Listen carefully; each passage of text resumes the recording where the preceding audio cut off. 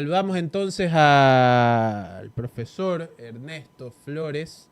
Él es, por supuesto, psicólogo, tengo entendido, si es que no estoy mal. Al mismo tiempo, vamos a hablar con él sobre algunos temas alrededor de los presos políticos en Ecuador. Quiero saludarlo primero y disculparme porque ayer íbamos a tener la entrevista y no se pudo.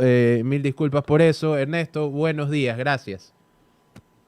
Buenos días, no se preocupe, más bien muchas gracias por el espacio y la invitación. ¿Cómo anda la cosa allá? Estás en Quito en estos momentos, ¿no? Sí, sí, desde Quito. Bueno, estuvimos conversando un poco sobre el estado de los presos políticos en el país. Eh, Ustedes mismos, como partes de movimientos que, digamos, se mueven y hacen movilización popular, han tenido experiencia con esto. ¿Cuál es tu percepción sobre cómo este gobierno, entre comillas, nuevo va a lidiar con este tema? Bueno, todo parece indicar que este tema de la persecución por motivos ideológicos, políticos, se va a ir incrementando, ¿no? O sea, el gobierno cerró el proceso pasado con la persecución de lo que ellos llaman la Liga Azul y parece que ahora se va creciendo ese indicador de personas que son justamente judicializadas por motivos políticos, ¿no? En realidad, hasta ahora, más allá de cualquier simpatía o antipatía política que se pueda tener, lo cierto es que no ha habido ninguna prueba contundente contra ninguna de las personas que están siendo procesadas, por ejemplo, dentro de estos casos, ¿no?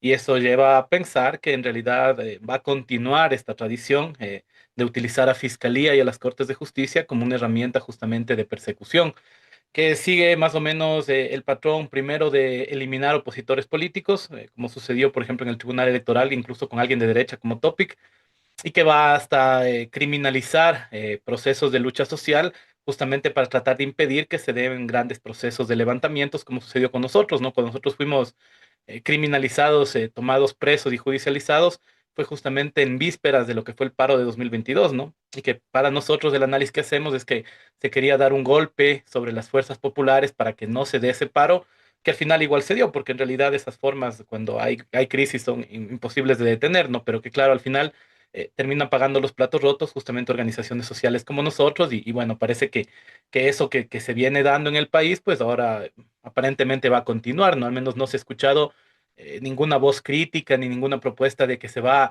por lo menos a tratar de fiscalizar la acción de la justicia y de los fiscales en casos como estos, sino más bien tratar de ocultar y hacer que no pasa nada, ¿no? Y seguir judicializando a opositores políticos a los regímenes por delitos comunes, ¿no? Que es un poco lo que se ha venido haciendo últimamente.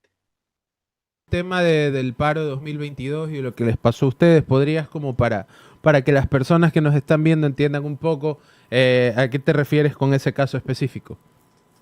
Bueno, en realidad habría que ir hasta el paro de 2019 para explicar un poco.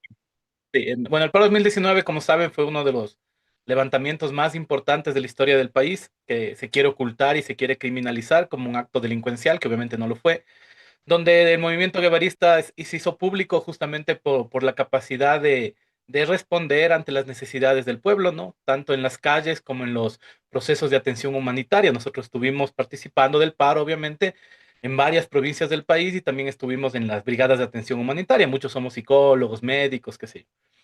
Luego, en las movilizaciones del siguiente año, sería el 2020, la ministra Vela, de ese entonces, ministra justamente de Lazo, Alexandra Vela, sí, en una rueda de prensa nacional nos criminalizó diciendo que nosotros habíamos sido responsables de unos hechos de violencia que se dieron en una protesta donde luego se comprobó que habían sido agentes de la policía infiltrados, ¿no? Que incluso había videos y todo. Y a partir de entonces empezó una persecución muy violenta contra nosotros, seguimientos ilegales además, escuchas telefónicas. Yo varias veces denuncié en redes sociales, en la prensa, que había sido víctima de persecución, incluso una vez que yo estaba con COVID, ¿no? Porque fue la pandemia en ese periodo y me pararon los policías en la calle, revisaron mi vehículo, qué sé yo. Y eso fue avanzando justamente sobre el intento de ir generando como estos chivos expiatorios, ¿no? Entonces recordarán ustedes que en esta época se nombraba a las supuestas mariateguistas que había en el movimiento indígena, se hablaba del correísmo siempre, ¿no? El correísmo siempre ha sido también un blanco de este tipo de, como digo, no política aparte, simplemente relatando los hechos como son. Y el movimiento guevarista también comenzó a aparecer dentro de estas listas, ¿no? Yo incluso fui en algún momento denunciado por unos supuestos daños que había habido en el centro histórico por este que ahora es asambleísta, este señor que es pelado, no me acuerdo ahorita el nombre, Castillo creo que es el nombre. Y yo, Andrés Castillo. Y luego de eso, bueno, en el 2022 la persecución se volvió mucho más intensa y finalmente, claro, nosotros fuimos capturados, acusados de que habíamos estado supuestamente llevando personas a la segunda Marquetalia. Y eso obviamente era una cuestión que nunca pudieron probar porque no era verdad. Y sobre todo que había sido un tema de supuestamente haber formado las guerrillas urbanas, que ustedes recordarán que eso era como el discurso que te tenía justamente para criminalizar la protesta social. Entonces se fueron montando una serie de pruebas que nunca tuvieron validez, que ni siquiera debieron llegar a juicio, pero lamentablemente la inoperancia y la maledicencia de los jueces, específicamente la jueza Guerrón en la audiencia de formulación de cargos, permitió que un montón de pruebas que no tenían ninguna validez lleguen. Por ejemplo, teléfonos que nunca estuvieron en cadena de custodia, supuestos informes internacionales que eran copias simples, que nunca tenían ningún tipo de sello que autentificara lo que eran, declaraciones de testigos que supuestamente estaban protegidos, pero que se habían ido por vías irregulares a los Estados Unidos, declaraciones que nunca tuvieron cámara de Gesell, escuchas telefónicas que los policías en la audiencia dijeron que eran sus interpretaciones, es decir, que no era lo que decían los chats y los audios. Y cuestiones de esa índole, es decir, si uno pueden revisar nuestros juicios públicos, cualquier persona que quiera va a ver la cantidad de locuras que decían. Los seguimientos que nos decían era a comer en un restaurante, era, por ejemplo, Omar y Gabriela que están presos, era un seguimiento que les hicieron en la playa, en un paseo de familia, porque ellos son esposos, ¿no? Y era un paseo así que no creo si era en Atacames, en algún lugar que habían ido a comer ceviches, cosas así. Un seguimiento que me habían hecho a mí con Omar era un día que nos topamos. Yo con Omar nos llevamos hace mucho tiempo, ¿no? Que fuimos a comer en las famosas Poliburger aquí en Quito, ¿no? Que quienes de Quito saben dónde quedan. Y esos eran los seguimientos. Entonces jamás ningún agente pudo detectar que había ningún tipo de hecho ilegal en lo que se había hecho, excepto estas declaraciones de testigos que habían estado, no sabemos por qué razón, un mes en manos del ejército colombiano, ¿no? Es decir, esa es una cuestión que nunca se investigó, que nunca se pidió explicaciones y que luego esta gente vino y declaró contra el movimiento guevarista. Y eso fue una audiencia que fue una locura. Y tras de eso, el día de la audiencia, cuando yo estoy seguro que se iba a dar la inocencia de los 9 procesados porque no había ninguna prueba, hubieron personeros de la embajada norteamericana presentes justamente en la Corte de Justicia, en una cosa rarísima, ¿no? Que nunca se ha visto, y finalmente se condenó a 3 compañeros por nada, ¿no? Por eso es que nosotros obviamente apelamos y estamos esperando que ojalá en la apelación haya una justicia independiente que finalmente termine de ratificar la inocencia, pero Fiscalía también apeló, así que los 6 procesados que ahora somos inocentes, quién sabe qué vaya a pasar con nosotros. Pero lo cierto es que este elemento es la muestra de cómo se forjan pruebas, de cómo las interpretaciones de los agentes policiales son las que determinan juicios, de cómo los celulares nunca están en cadena de custodia y por lo tanto no se sabe de dónde sale la información que sacan de esos, como se ha visto últimamente, ¿no? Y donde además Fiscalía construye relatos que los jueces luego simplemente los afirman sin pasar por un proceso justamente de aquello que se llama que no haya ninguna duda del delito, ¿no? Sino que aquí apenas se siembra una duda por un chat que un policía cree haber escuchado, pues simplemente se siembra este Claro, y eres delito. culpable. Ernesto, buen día. Omar te saluda. Ernesto, ¿Qué ¿podrías de tus tal? tres, cómo has estado, Ernesto? Un gusto. Eh, ¿Podrías contarnos de los tres compañeros tuyos del movimiento que fueron sentenciados y que en estos momentos han de estar purgando alguna pena? Realmente, a ver, más allá de que tú defiendes la inocencia de ellos, ¿de qué se los acusa formalmente? ¿De qué hecho en particular? ¿De destrucción de bien público? ¿De No, lo de la no. Contraloría? ¿De qué? ¿De qué específicamente? La acusación es reclutamiento forzoso para movimientos armados. Esa es la acusación. Ok, ya. Ok, ese es el hecho. ¿Y cuál es la prueba que han presentado supuestamente? La Una versión de alguien, declaración. sí, a mí me llamaron y me entrenaron en el Parque del Arbolito para Claro. formar parte de eso. Justamente, en realidad eran varias versiones, ¿no? Como digo, lo que nosotros sospechamos es que una persona en los procesos de migración irregular fue capturada en Colombia, estuvo un mes en manos del ejército colombiano, nadie sabe qué pasó ese mes, porque obviamente esta persona no tuvo abogados, y nuestra hipótesis es que a esta persona le dieron un relato a cambio de dejarle libre, ¿no? Y ese relato, y luego esta persona ahora está en Estados Unidos, ¿no? Lo cual también es interesante, porque siguió su proceso de migración. Y justamente el padre de esta persona es quien declara que supuestamente habría sido engañado y que él es quien es responsable de esto. Pero obviamente, si es que eso sucediera de esa manera, debería haber algún beneficio económico, ¿no? Que se supone que es el delito. Y obviamente eso jamás se comprobó a nadie. Es decir, a nosotros nos revisaron las cuentas, lo que encontraron fue deudas, porque como todo ecuatoriano vive en condiciones de pobreza y tenemos que sostener a nuestras familias de esa manera. Omar no tiene ni cuenta de banco porque Omar es trabajador autónomo, ¿no? Él era dirigente de una federación acá de comerciantes minoristas y trabajadores autónomos, él no tiene ni cuenta. El compañero Carlos, que está preso, tampoco tiene cuenta, él es indígena, y le dijeron que supuestamente habían escuchado que él tenía unas tierras en Quito, que bueno, vaya a ver, saber usted si algún rato van a comprobar si tierras existen, ¿no? Y fue acusaciones así.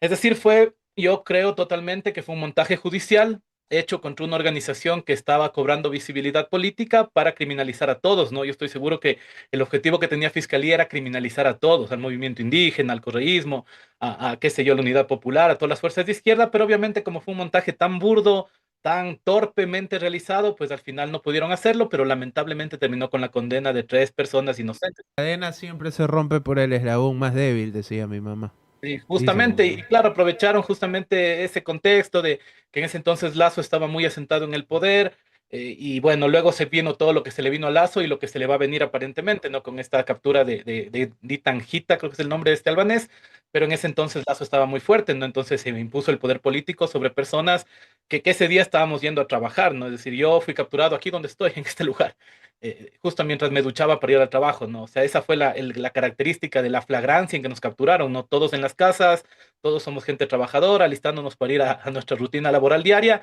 y terminamos en flagrancia siendo juzgados por un delito que obviamente hasta el día de hoy no se ha comprobado, ¿no? Y que finalmente estas fórmulas de juicio a veces sirven para eso, ¿no? Para tratar de criminalizar y de instalar un relato que luego ciertos medios de comunicación asentaron como verdad. Para que vean ustedes, ¿no? Yo ni siquiera llegaba a flagrancia y ya en los grandes medios había salido como un delincuente, ¿no? Había salido mi foto, abierto, sin ninguna cobertura, que se supone que eso igual es ilegal, y ya, y yo ni siquiera llegaba a flagrancia, estaba aquí en mi casa todavía mientras la policía saqueaba mis bienes personales, ¿no? Al final, ¿para qué?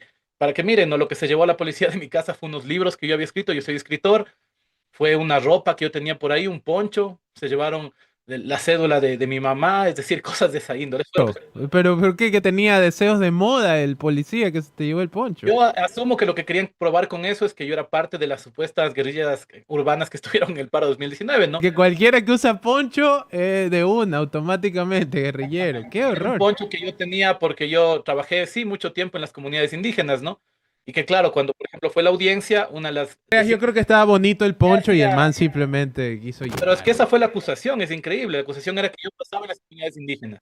Y cuando fueron, obviamente, las personas con quien yo trabajo a declarar, dijeron, claro, él trabaja aquí desde que tiene 20 años, porque yo soy profesor, además de acá en la ciudad, he sido 20 años profesor en las comunidades, ¿no? Y eso es algo que me imagino que bajo la lupa del Estado ya me hace automáticamente sospechoso de un montón de cosas, ¿no? Entonces, un poco ese es el problema, ¿no? En realidad que se criminaliza, que se daña el nombre de una persona y luego no hay tampoco ninguna fórmula de rectificación. Y que obviamente yo estoy seguro que tarde o temprano se probará la inocencia de mis 3 compañeros también. Y vamos a ver si entonces alguien siquiera se toma la molestia de rectificar todo el lodo que se ha lanzado sobre personas que, como digo, ese día estábamos yendo a trabajar, todos los que fuimos capturados. Esa es la cuestión más dolorosa, ¿no? Que una vez que los medios te arman la campaña en la que te arruinan, es muy difícil salir de esa, porque ya mucha gente se lo creyó, mucha gente lo interiorizó, No, y ya quedaste marcado. y por ya vida. no te dan el espacio, no te van a dar el mismo espacio para decir, no, no, no era así. Jamás nos han dado, no, jamás, jamás, jamás dijeron, contrastemos a ver Lastimosamente qué no dice va la a gente. pasar. Eso es lo feo, Ernesto, eso es lo feo. Por supuesto. Sí, sí.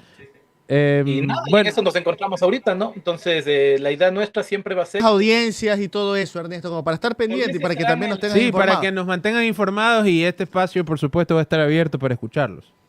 Claro, la audiencia será el 3 de julio. Justamente, esperemos que se instale, ¿no? La audiencia debió instalarse hace un año y no se ha instalado. Y a pesar de que la Corte Constitucional sacó un decreto según el cual si no hay audiencia de apelación y no está prisión en firme, debería acabarse la prisión preventiva, en realidad nunca se ha aplicado eso. Nosotros presentamos habeas corpus, cuestiones así, nunca. Pero bueno, vamos ya 2022, nos fuimos juzgados 2023, estamos 2025. Son 2 años que no se ha podido instalar la audiencia de apelación. Veamos si se instala, nosotros ya no tenemos ninguna expectativa en realidad y luego veremos cuánto se demora. Y mientras tanto, claro, el problema es que hay gente que está en la cárcel, personas que tienen hijos.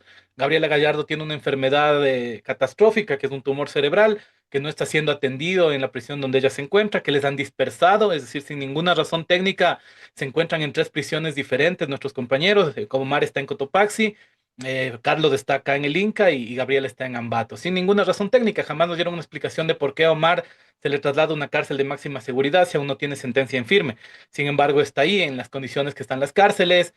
Por suerte, nuestros compañeros son gente que tiene valores, que tiene principios y están más bien en la cárcel haciendo lo que el Estado no hace, ¿no? Están en las bibliotecas, están haciendo talleres, están tratando de aliviar un poco la vida de los más pobres entre los pobres, ¿no? Que finalmente, más allá de la criminalidad y todo, hay que decir que en las cárceles también está la gente más vulnerable, ¿no? Y nuestros compañeros de alguna manera tratan de que esa gente que quiere rehabilitarse, que hay mucho, obviamente, por lo menos tenga una biblioteca bien dotada donde pueda encontrar libros que le puedan servir para este proceso de rehabilitación, que el Estado no hace, ¿no? Pero nuestros compañeros firmes en su ideología, en su entendimiento de la realidad, pues ellos más bien dentro de la cárcel han sido personas que han aportado un montón a mejorar las condiciones de vida de los presos. Y creo que eso es importante porque sin mejores de vida no hay rehabilitación, ¿no? Y creo que nuestros compañeros en este tiempo que van han hecho muchísimo más que el SNAI por la rehabilitación de sus compañeros que ahora lamentablemente son personas que están en una cárcel. Perfecto, listo Ernesto, te agradecemos muchísimo y estamos muy pendientes de las novedades que hay con el caso de usted, ¿ok? Un abrazo Ernesto, cuídate mucho. Muchas gracias, un abrazo también. Bueno, un caso más, ¿no? Otro más. Un caso más. Oye, Nosotros ya hemos hablado un ¿en poco qué del quedó lo de episodio. Olavini?